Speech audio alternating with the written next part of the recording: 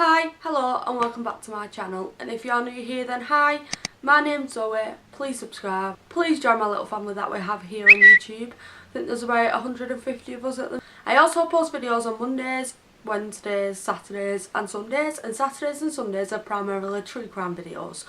So today's video, I'm a bit hungover, so I'm sorry for how I look, but it's my own fault for drinking on a school night. So, we are doing the controversial parenting tag. Now, I've seen this kind of going around YouTube and kind of going around on the internet a little bit, and I wanted to give my own opinions on some of these subjects. Like it says in the title, it is controversial, so don't give me hate on my own opinions because they are my own opinions. At the end of the day, you may have different opinions, but that's your choice, not mine. So there we go. So the first one is, are you pro-life or are you pro-choice? Nah, I am pro-choice. I don't mind for abortion. At the end of the day, it's somebody's body and it's up to them what they do. You've got to think about all the different situations that somebody's in. What if somebody gets like raped? Do you expect them to go through their life with that? Do you expect them to live with that because you're pro-life? No. So there we go. But if you're pro-life, then that's fine. That's your choice. But I'm pro-choice, and being in that situation myself where I have been pro-choice and made that decision, that just builds my opinion up more. It makes me think, yeah, it's your body, you do what you want, that is fine, it's your idea, as long as you're not being inhumane about it and having an abortion at like 20 weeks or 15 weeks when the baby's actually a baby, and you're doing it in a proper way, legal way, then that's fine. You should be able to do what you want to do with your body. So next one is baby wearing. Now baby wearing is where you carry your baby around all the time in like a sling, or like it's like a piece of cotton material, or just a normal like sling. Now I carried my baby on me whilst we was out sometimes, and I really enjoyed that because it's comfort, your baby's close to you, but it's not something I could do all the time, simply because it is hard to have your baby constantly on you while you want to do things. But if that's people's choice to constantly have their child on them and be close to the child and bond with their child, then that's fine. But personally, it's not something that I could do all the time. So the next one is circumcision. Now personally, I wouldn't opt for my son to be circumcised unless there was a medical reason. If there was a medical reason and it was in his best interest to have that done, then I would, but I wouldn't just do it, because at the end of the day it's his body, so he should be able to choose what happens to that. If it's a medical reason and it's better for his health to have that done, then as a parent I will go ahead and make that decision, but I would not do it just for, I wouldn't do it for religion purposes or belief purposes or anything like that.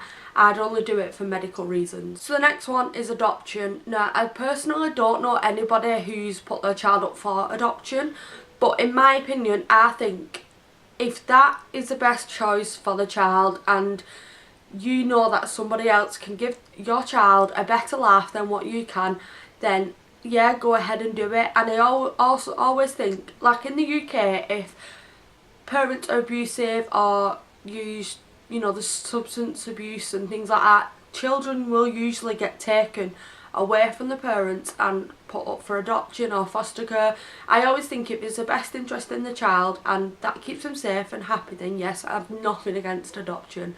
As long as the best interests of the child are at heart, that is it, that's all what matters. So the next is baby piercing. Now, I would get, if I personally I've not got a daughter, but if I did have a daughter, I probably would, as a baby, take her to get her ears pierced, because the way I see it is it's gonna take 30 seconds and they forget the pain, and I'm probably gonna get a lot of hate down below for that, but that's just the way I see it. And I was literally talking to my partner about this before, and he's got a totally different view on it. He believes that it's their body, so they don't need ears pierced, but if they ask for it when they're older, then that's fine, get it done. But me personally, I don't see the big thing around that. So yeah, don't hate me down below because that is just my opinion. The next one is breast milk versus formula. Now, I have nothing against people who breastfeed at all, nothing against them, and I have nothing against people who choose to formula feed the children either. When I was pregnant with my son, I always said I wanted to try breastfeeding. I wasn't pro breastfeeding or pro formula or anything like that. I wasn't heart set on anything. I just said I wanted to try it. I wanted to give it a go. And when it came to me having my son, as I said in my labour and delivery story, which I'll link down below, I said I just couldn't do it. When it came to doing it, I couldn't. I was so unwell from the labour. It was such a traumatic labour. I needed like 15 stitches. I was in pain. I was like bleeding, everything. So I physically couldn't feed my child, and I decided to formula feed my son, which I did have that backup in my hospital bag as well. But I didn't even get a choice on that first feed really, because my partner had to feed him because I was so unwell. The best thing was my partner feeding him because of how unwell I was. So, but that's one thing I regret, is the fact that I didn't get to try it. I didn't get to try breastfeeding. But like I've said, I've nothing against it. If I was seeing someone either breastfeeding or formula feeding their child, all what I care about is that child's fed and that child's happy. Now I had questions when I was little about and I was feeding my son a bottle. I had questions like, why are you not breastfeeding? Breast is best and all this lot. But I think about it, if I switched that on its head and I was out there in the same shopping centre breastfeeding my son, I'd probably get looks and I'd probably get people asking, why are you doing that? That's indecent. You shouldn't be doing that. That's sexualising your child. That's probably what I'd get from that. So really, you can't suit anyone. So do what's best by you, what you're comfortable doing, and do what's best for your child. If you're most comfortable breastfeeding your child and your child's getting that nutrients, then that's great. But if you're not comfortable breastfeeding your child and the child's drinking formula and they're still getting nutrients, then again, that's great. A fed child is the best child. That's what I believe. So the next one is smacking, or if you're in America, spanking. Now, I'm probably going to get a lot of hate for this, but when my son's older, if he does something wrong more than once, I probably will, if it's something really bad, I probably would smack him on the back of the legs or on his hand or something like that. But I would never take it as far to abuse that discipline. I would not just be smacking him for the little things or hurt. I wouldn't be smacking him for the little things or just hurting him on purpose. But if he did something really, really wrong and other ways of discipline wasn't working, then I probably would slap my son on the back of the leg or on his hand or something. I'm nothing against smacking. The only way I've got something against it is if you're abusing that and you're purposely hurting your child. But again, that's my opinion. Don't come from me down below, because I know that was another really controversial subject. Now the next, no, I've never really co-slept with my son. He's slept in the same bed as me in the daytime when we're napping, but during the night I will not sleep a full night with him in our bed. One, I think you're just leading a kind of bad example. He's going to constantly think that he can be in your bed and not in his cot. Secondly, there is that big worry in my mind about, you know, smothering them in the sleep and stuff, and it totally is possible when they're in bed with you. And I know a lot of people think, oh well, it's not going to happen, but there is that big chance that it could happen, and I would not want to put my son's life at risk by letting him stay in bed with us. I just wouldn't want to do that. So he primarily sleeps in his cot, and he always slept in his Moses basket. But like I said, in the daytime I will nap in bed with him, but that's no longer than an hour.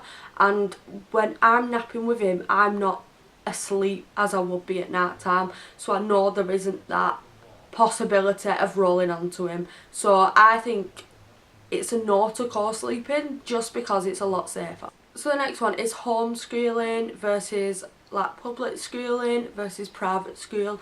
Now me, I went to a public mainstream school. I personally wouldn't homeschool my child because I want them to get the full potential, and teachers at school, that's what they're there for, and I want them to be in that environment. And as it goes for private, I can't afford that. That's not something I can afford. But if I could afford my son to have such a good education, then I would do that, because I want the best for him. I want him to be the best person he can be. I want to bring him out to his most potential. So I suppose it's one of them, you're just gonna have to see how the future goes, because if I did have that money in the future, which I probably won't, then I would send him to private school, but 9 times out of 10 he'll probably go into a public mainstream school. So next one is vaccinations. Now this again is another controversial one. There is a lot of peaceful protesters at the moment saying they're against vaccinations, and vaccinations cause autism and things like that. Now I don't know the full details behind that, it's not something I've researched, and people are going to come for me saying how can you make this decision and not research it, but at the end of the day I'm pro vaccinations. I think, what if my son got that illness, and then what if my son got that illness and passed it on to another child who hadn't been vaccinated, and then that's 2 lives at stake. Illnesses and common illnesses are much harder on children. They affect children a lot more than what they would affect an adult or a teenager. So I want to protect my son the best that I can, and that's my risk that I'm taking by getting my son vaccinated, but I will always keep him up to date with any vaccinations. I don't believe myself that vaccinations can cause autism and things like that. I think that is something what happens to someone anyway. Now people may come at me for that, but that is my own opinion. Don't try to be in the comments saying this, that, the other, your son's going to get autism, your son's going to get ADHD because you're vaccinating him, because I won't listen to you, because it's my choice, and that's just me being blunt. So the next one is medicating children. Now I think children like with autism and ADHD and things should only be medicated totally if they need it. That is it. If they really need it, then they should have it, because I can't think of nothing worse than pumping a lot of chemicals into a child.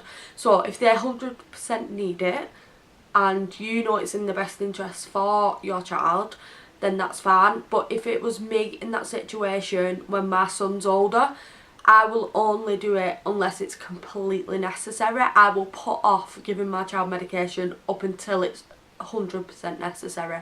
I would not do it beforehand. And again, that's my opinion. I know people whose children are medicated, and I think it's wrong, because they've just, the doctors have just jumped on it and said, oh yeah, we'll just give them medication, and they've just sat there and took that and thought, oh, I'll just give my child this medication, instead of looking into it, instead of looking into the side effects, and instead of maybe getting a second opinion. So I would definitely, it'd be a last resort for me. Unless they really needed it, I wouldn't do it. So the next one is the cry it out method. Now I would not do this at all, and I think that's my own anxiety at play. I could not leave my child crying in his cot for more than 10 minutes. I just physically couldn't do it, and other people are probably thinking, well, you should be able to get past that, but I personally can't, and that's just my own anxieties, and that's something I have to deal with. But I still wouldn't let my child just cry it out. Luckily we've been quite alright. Our son's really kind of good at sleeping.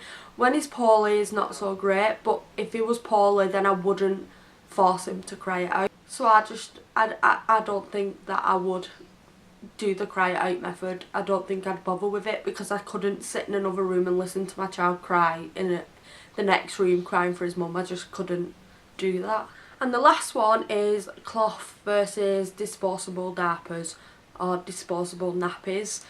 Now I'm all for disposable nappies. I just can't imagine washing the cloth ones and poo getting all over your washing machine and everything. I'd rather just have a disposable diaper that I can throw straight away. And people might think I'm wasting my money, or it's a waste of your time, you might as well just get the cloth ones, but that's just a no from me. So that is it for this video. That is all the questions, and that is all the controversial subjects. If you have any more controversial subjects you want to know about, let me know down below. But that is it for this video. If you have any more video ideas for me that I can do in the week when I'm not doing true crime, just let me know down below. And don't forget to subscribe and give this video, a big thumbs up. And I shall see you in my next one. Bye bye.